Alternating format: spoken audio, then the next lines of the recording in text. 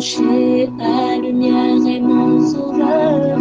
Je ne crains rien. Il est mon rempart et mon ferme soutien. De qui pourrais-je avoir peur? Shalom. Nous avons aujourd'hui la croquette biblique numéro 42 qui est tirée de Job au chapitre 4, du verset 12 au verset 21. Mais avant de lire ce passage, il est question de comprendre déjà que Eliphaz se sent scandalisé par ce que Job a dit. Et dans le segment que nous allons considérer aujourd'hui, nous allons voir ce que Eliphaz dit pour démontrer comment il est scandalisé, surpris de la réaction de Job dans son discours. Il dit donc: Une parole est arrivée furtivement jusqu'à moi, et mon oreille en a recueilli les sons légers. Au moment où les visions de la nuit agitent la pensée, quand les hommes sont livrés à un profond sommeil, je fus saisi de frayeur et d'épouvante, et tous mes os tremblaient. Un esprit passa près de moi, tous mes cheveux se hérissèrent. Une figure d'un aspect inconnu était devant mes yeux, et j'entendis une voix qui murmurait doucement: L'homme serait-il juste devant Dieu? Serait-il pur devant celui qui l'a fait?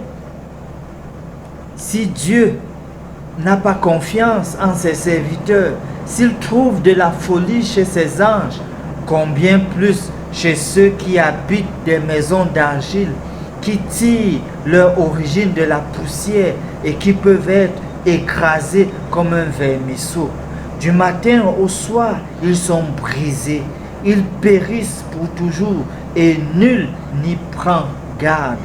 Le fil de leur vie est coupé, ils meurent et ils n'ont pas acquis la sagesse. Dans cette portion, Eliphaz démontre pourquoi il se sent scandalisé par ce que Job a dit. En fait, il est préoccupé de savoir comment est-ce qu'un être fragile, mortel et imparfait comme Job peut s'aventurer à porter des regards critiques sur son Créateur. Et donc, Eliphaz, en prononçant cette portion de son discours, veut démontrer qu'en fait, c'est par rêve, par vision, qu'il a reçu ce qu'il est en train de dire, qu'il a eu comme une révélation. C'est vrai que certains auteurs expliquent que son rêve venait de Satan et toute l'impression qu'il donnait ici. Mais pour faire simple, nous avons des malades qui, sur leur lit, se lamentent, crient et se demandent si Dieu les a oubliés, si Dieu est toujours à leur côté. Et il y a des gens qui maladroitement fustigent ce genre de malades. Je ne pense pas qu'il faut fustiger ce genre de personnes. En fait, pour moi, le plus important, c'est de rappeler l'amour et la fidélité de Dieu à votre endroit.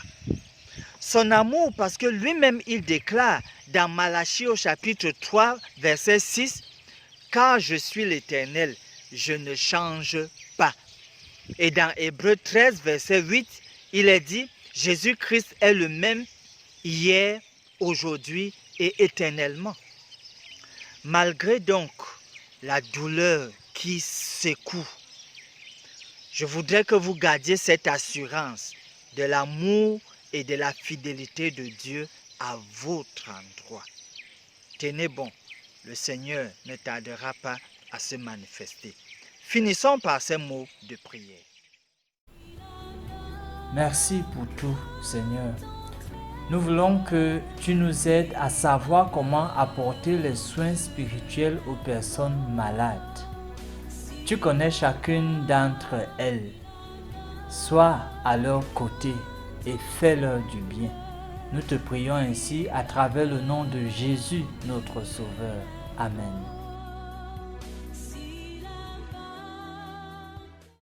Mon âme espère en l'Éternel, mon âme espère en l'Éternel, qu'un chant s'élève au Dieu du ciel, qu'un chant s'élève au Dieu du ciel, mon âme espère en l'Éternel.